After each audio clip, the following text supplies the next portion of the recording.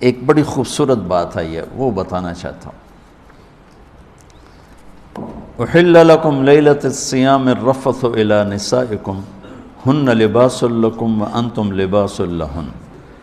دنیا میں جو اللہ نے رشتے بنائے ہیں ان میں سب سے اہم بنیادی بڑا رشتہ خاوند اور بیوی ہے۔ میں یہ کہاں سے بات کرتا ہوں؟ پڑھی ہوئی بات نہیں میری، قرآن سے استنباط ہے، اس طرح پر کہ والدین کے لیے چند آیات، بچوں کے لیے چند آیات، بہن بھائیوں کے لیے چند آیات، وراثت کے لیے 2 رکوع ہیں، اس میں سب کا ہی ذکر ہے، اور خاوند اور بیوی کے لیے سینکڑوں آیات۔ اسی صورت میں، اسی پارے میں آگے جا کر 13، 14، 15 3 رکوع مسلسل خاوند بیوی کہ جھگڑا ہو گیا ہے اور صلح نہیں ہو رہی، طلاق تک نوبت پہنچی ہے، تو اللہ نے طلاق دینے کا بھی طریقہ بتایا، اور خاوند اور بیوی کے رشتے کے لیے پوری سورت اللہ تعالیٰ نے اتاری، اور سورت بقرہ کو بھر دیا ہے، سورت آل عمران بھری پڑی ہے، سورت نساء بھری پڑی ہے، سورت مائدہ بھری پڑی ہے، کہ 2 زندگیاں کس طرح خوبصورت انداز میں زندگی مکمل کریں، چونکہ یہ اس رشتے پر آگے نسل قائم ہوتی ہے، نسل وجود میں آتی ہے، اس کو سب سے زیادہ اللہ نے کھول کے بیان کیا۔ اور ہمارے نبی کی 11 شادیاں کا مقصد کوئی آپ کو عورتوں کی رغبت نہیں تھی 25 سال کا نوجوان 40 سال کی بیوہ سے شادی کرے، جو 2 دفعہ بیوہ ہوئیں، 1 دفعہ منگنی ٹوٹی، ورقہ بن نوفل سے منگنی ٹوٹی حضرت خدیجہ کی۔ منگنی ٹوٹنا بھی ایک قسم کا کہانی بن جاتی ہے، افسانہ بن جاتا ہے عورت کے لیے، کیوں ٹوٹ گئی۔ ابو حالہ سے شادی ہوئی، 1 بیٹا 1 بیٹی۔ ابن عابد سے شادی ہوئی، 1 بیٹا، ابو حالہ بھی فوت ہو گئے، پھر شادی ہوئی تو ابن عابد وہ بھی فوت ہو گئے، اور حضرت خدیجہ رضی اللہ تعالیٰ عنہ 40 برس کی عورت ہیں اور آپ 25 برس کے نوجوان ہیں، اور آپ ان سے شادی کر کے زندگی کے 25 سال ساتھ گزار دیتے۔ حدیث سنا دیتا ہوں، لمبی بات نہ ہو جائے۔ ما تزوجت وما زوجت الا بوحی من السماء نزل به جبریل۔ لوگوں، میں نے جہاں شادی کی، میں نے جہاں بیٹی کی شادی کی، پہلے جبریل نے آ کے اللہ کا حکم سنایا، پھر میں نے شادی کی۔ تو آپ نے 11 شادیاں کی، اللہ کی قسم میں کھا کے کہتا ہوں، زندگی سمجھانے کے لیے، کیونکہ نماز پڑھنا تو آسان ہے، 1 لوٹا پانی چاہیے، 10 منٹ چاہیے، تراویح بھی کوئی مشکل مسئلہ نہیں ہے۔ میں نے ابھی 2.5 پارے سن کے آ کے آپ کے پاس بیٹھا، چونکہ میں الگ سنتا ہوں، تو 1.5 گھنٹہ 1.25 گھنٹے میں، 55 منٹ میں، 50 منٹ میں، 1 دفعہ میں نے 10 پارے سنے، 2 دفعہ 10 پارے سنے، تو 5-6 گھنٹے میں فارغ ہو گئے۔ لیکن جو زندگی ہوتی ہے، جو شادی ہوتی ہے، وہ پوری زندگی کا معاملہ ہوتا ہے، وہ صرف وقتی کام نہیں ہوتا۔ صبح سے شام تک روزہ رکھا، فارغ ہو گئے، 5 دن میں حج کیا، فارغ ہو گئے، جیب سے نکال کے پیسے دیے، زکوٰۃ سے فارغ ہو گئے۔ لیکن میں نے زندگی کس طرح گزارنی ہے؟ کسی کی بیٹی میرے ساتھ جڑنے لگی ہے، اور عورت کسی کا بیٹا اس کے ساتھ جڑنے لگا ہے۔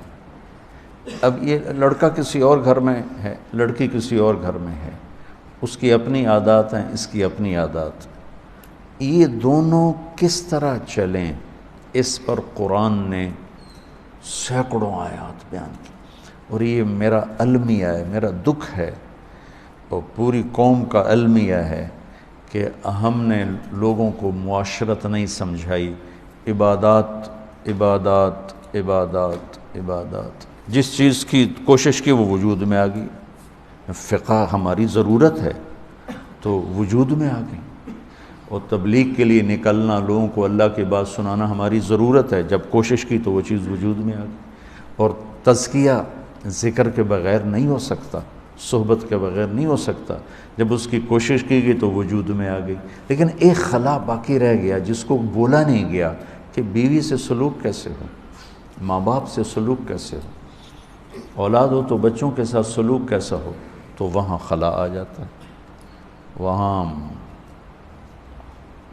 وہ بالکل ایسے ہو جاتا ہے جیسے اس کو پتہ کیوں نہیں ہو، جہالت کی زندگی پہ اتر آتا ہے۔ تو میرے اللہ نے کیا خوبصورت انداز میں بات سمجھائی ہے، ہن لباس لکم، پہلے انہیں ذکر کیا پھر تمہیں بعد میں ذکر کیا، وَأَنْتُمْ لِبَاسٌ لَهُنْ، پہلے ان کو لائے ہیں بعد میں تمہیں لائے، پہلے عورت کو لائے ہیں پھر مرد کو لائے ہیں۔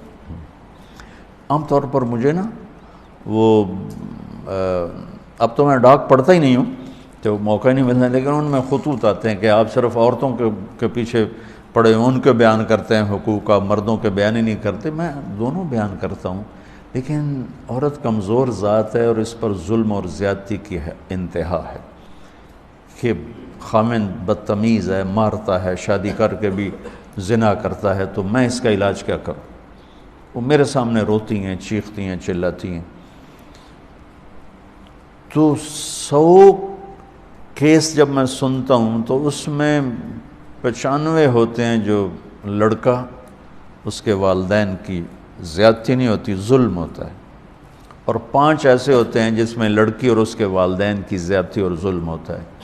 تو جو چیز زیادہ ہو رہی پھر اس کو میں زیادہ بیان کرتا ہوں۔ میں اسی معاشرے میں پروان چڑھوں، میں کون سا کوئی ہوائی مخلوق ہوں کہ میں کسی اور سیارے سے آ گیا اور مجھے پتہ کوئی نہیں۔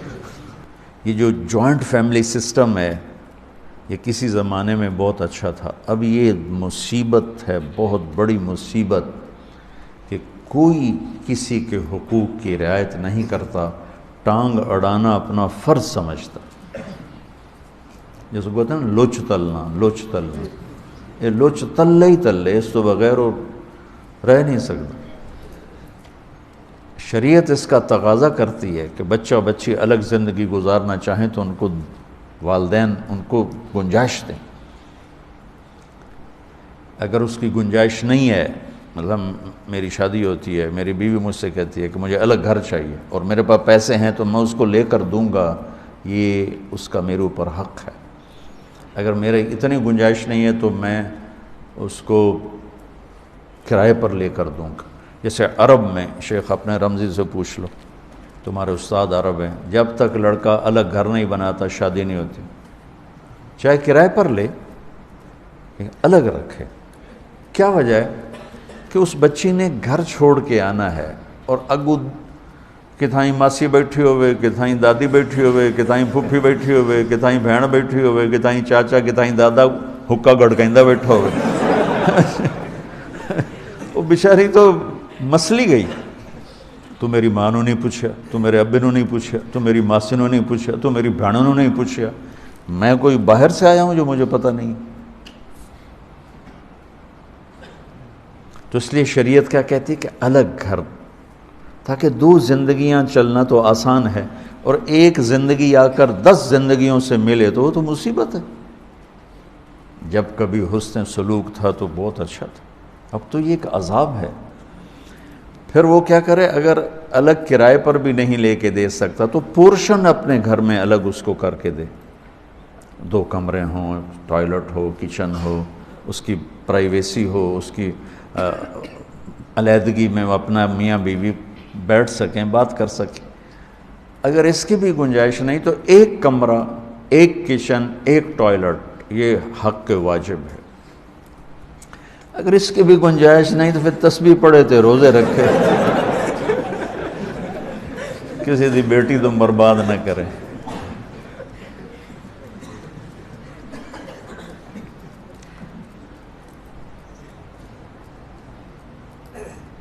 میرے نبی نے فرمایا تزینوا لنسائکم، اپنی بیویوں کے لیے زیب و زینت اختیار کرو۔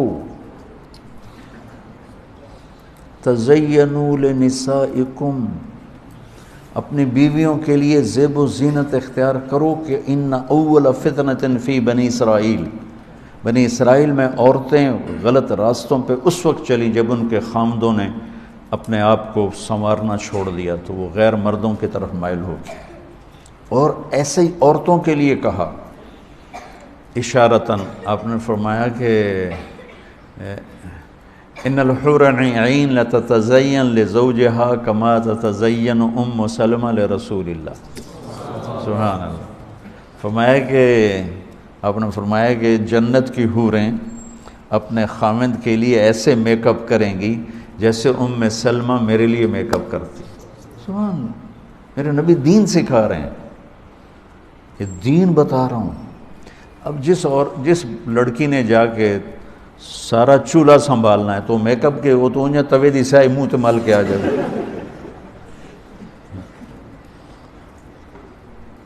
یہاں سے ہمارے جاننے والوں کی بچی انگلینڈ، چونکہ یہیں کے لوگ وہاں گئے ہوئے ہیں، تو وہ معاشرت ان کی وہی ہے، وہی دیسی پنا، وہی لڑائی جھگڑے.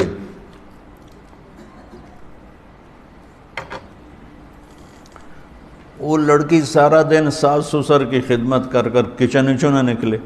اس کا خامد کہا کوئی میرے لیے بھی تو ٹائم دے بابا، تو میرے لیے آیا نہیں. امی یہ کہہ رہی ہیں، ابو یہ کہہ رہے ہیں، امی یہ کہہ رہی ہیں، ابو یہ کہہ رہے ہیں. اس نے کہا تو امی ابو کی خدمت کرو. اس نے جا کے دوئی شادی کر لی. پھر وہ روئے.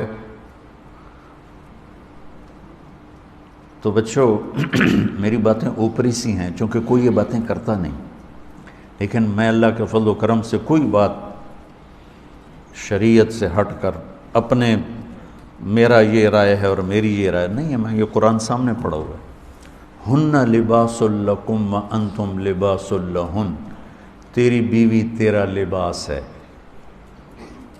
اور اللہ اسے کہہ رہا ہے تیرا خاوند تیرا لباس ہے. اب اسی سے ایک بات سمجھو، جو میں نے کہا کہ یہ جوائنٹ فیملی سسٹم میں اگر رہنا ہے تو پھر اللہ یہ ہاتھ جوڑتا ہوں والدین کو کہ بچوں کی زندگی میں دخل نہ دیں. بیٹھی کیویں، اٹھیندی کیویں. اچھا آپ سنو، اللہ کہہ رہا ہے تمہارا لباس ہے تیری بیوی. یہ بتاؤ میرے اور میرے لباس کے درمیان کوئی حائل ہے؟ میرے اور میرے لباس کے درمیان کوئی دوسری چیز ہے؟ تو اس لباس کے لفظ میں اللہ کہہ رہا ہے کہ تیرے اور تیری بیوی کے درمیان کوئی دوسرا داخل نہیں ہونا چاہیے. وہ چاہے ماں ہو، چاہے باپ ہو، چاہے وہ بھائی ہو، وہ خالہ ہو، وہ ماسی ہو، جو بھی ہو، وہ نہیں داخل ہو سکتی. لباس کیوں کہہ رہا ہے اللہ تعالیٰ؟ تو میری ماں دے اگوں نہیں بولنا، تو میری ماں نے روٹی نہیں پوچھی، وہ پٹائیاں ہو رہی ہیں، مار رہے ہیں.